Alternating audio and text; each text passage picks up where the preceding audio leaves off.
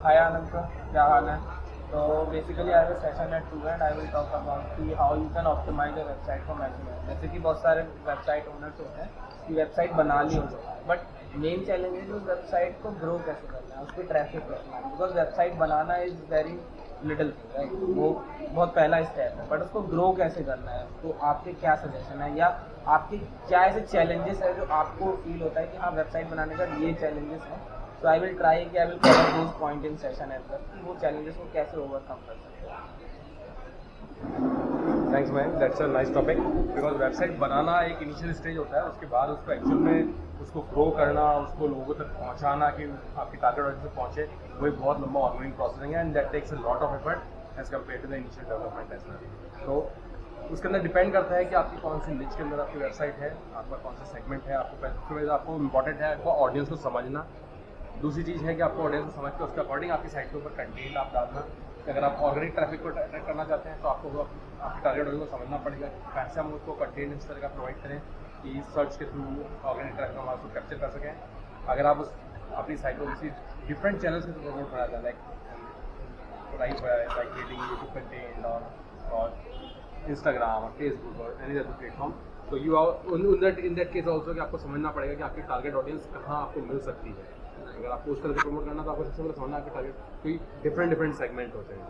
Like I am from the plugin development business, मेरी target audience Instagram पर नहीं मिलती है। करेक्ट। जो भी हमको जो भी हमारे सॉल्यूशन को सर्च कर रहा है वो डेवलपर है, अपने डेवलपमेंट टाइम के ऊपर अपने वर्क आवर्स में कर रहा है और वो सिंपल डेस्कटॉप के ऊपर सर्च करता है मोस्टली एज कम्पेयर। हमने जो हमारा ट्रैफिक देखा है सारा एनालिसिस, हमारा 90% हमारा ट्रैफिक डेस्कटॉप में मिलता है। That is usually not in the case for other website these days. बहुत सारे सेगमेंट्स हैं जिनके अंदर मैक्सिमम आपका जो ट्रैफिक होता है मोबाइल के ऊपर आता है। तो आपको वो समझना है कि कौन से प्लेटफॉर्म्स के ऊपर आपकी ऑडियंस मिल सकती है, हाँ आप उनको प्रमोट कर सकते हैं। और अगर आप पेड ट्रैफिक चाह रहे हैं तब भी आपको इंपॉर्टेंट यही है कि आपको टारगेट ऑडियंस कहाँ मिलेगी, कहाँ वो एंगेज होगी, उस चीज़ को समझना बहुत इंपॉर्टेंट है। अगर आप उसको ग्रो करना चाहते हैं, अपनी ट्रैफिक और गेट करना चाहते हैं, तो उसके ऑडियंस को समझना सबसे ज़्यादा इंपॉर्टेंट है। So if I ask in one word कि which is the most challenging part of growing a website, in one word or in one sentence, what it could be? I must say from my experience, it's having a better content strategy.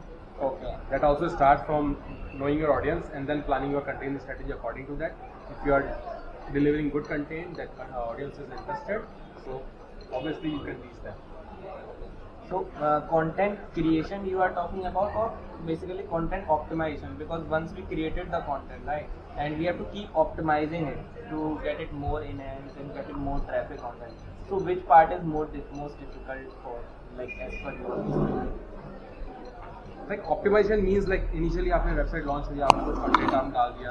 Usually अगर आप already pages, that's the limit. But उसके बाद आपको limitless अगर content produce करना है तो आप अपना साइट पर ब्लॉग सेक्शन रख सकते हैं जहाँ आप case studies, depending on your segment, depending on your niche, you can plan to produce regular content. आपको एग्जिस्टिंग कंटेंट को तो ऑप्टिमाइज करना ही है time to time, but another thing important is to deliver more content to the audience. क्योंकि आपसे brand से कोई कनेक्ट करेगा तो लगना चाहिए कि हमको यहाँ पे यूजफुल इन्फॉर्मेशन मिल सकती है, वो बार बार आपकी साइट पर आ रहा है कहीं ना किसी न किसी यूजफुल इन्फॉर्मेशन, तो that will gives your brand a picture in his mind. अगर वो एक बार आया, दो बार आया, वो बार बार आपको सर्च करता है, कहीं से भी उसको नहीं मिलता, आपकी साइट पर आया उसको दूसरा कंटेंट मिलता है, आपकी ब्रांड की एक इमेज क्रिएट होती है। तो कंटेंट क्रिएशन एंड ऑप्टिमाइजेशन बहुत सारा important. Content creation is ongoing process and same as content optimization. तो ये कंटेंट हमेशा रिलेवेंट नहीं रहता। आप चाहेंगे कि आपकी साइट पर कंटेंट है वो करंट ट्रेंड्स, करंट स्टैंडर्ड्स के अकॉर्डिंग ऑप्टिमाइज रहे, लेटेस्ट रिलेवेंट रहे। तो आपको पुराने कंटेंट को भी रिविजिट करना पड़ता है कई टाइम के बाद। कुछ कंटेंट होते हैं एवरग्रीन कंटेंट है, आपने एक बार लिख दिया, दैट इज ऑलवेज रिलेवेंट, तो आपको कुछ नहीं करना पड़ता। कुछ कंटेंट आपको लगता है तो अब ये करंट सिनेरियो के अकॉर्डिंग नहीं है उसमें, तो आपको रिवाइज भी करना पड़ सकता है, and that is also new topic. So thank you very much, sir. So I think I have a session at 2 and I have a part in my slide how you can optimize your content and how you can use some latest tool to optimize your content. So I must say you should join the session. Yes, sir. See you soon. Thank you.